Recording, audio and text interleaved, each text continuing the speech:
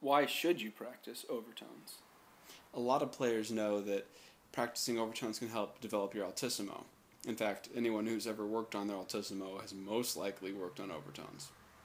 However, some of the best players throughout saxophone history have used overtones in various ways to improve their playing.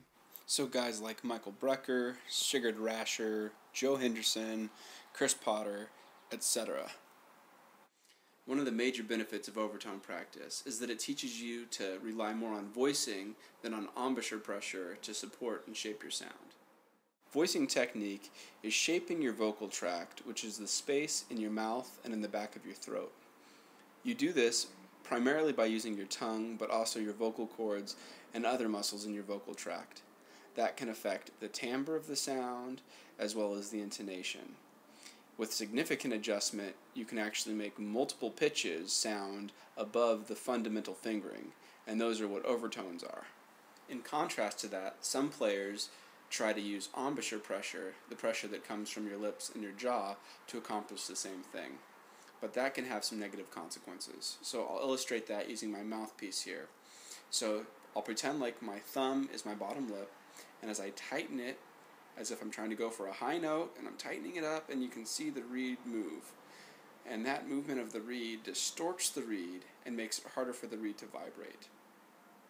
That has negative consequences for your tone. The contorted reed shape introduces a certain tension and distortion into your tone.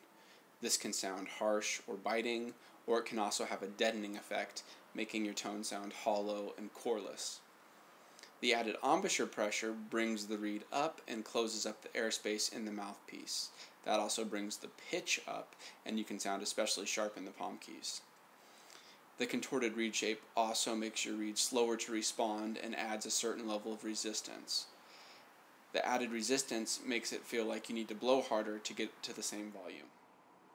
One of the most annoying effects of all that is that if you play in the upper register long enough, relying mainly on embouchure pressure, it can be habitual, so those negative effects carry over to the rest of your saxophone playing. On the other hand, overtone practice makes you rely mainly on voicing.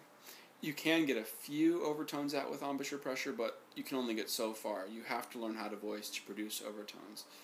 And that kind of practice, if done often enough, can be habitual and improve your playing overall.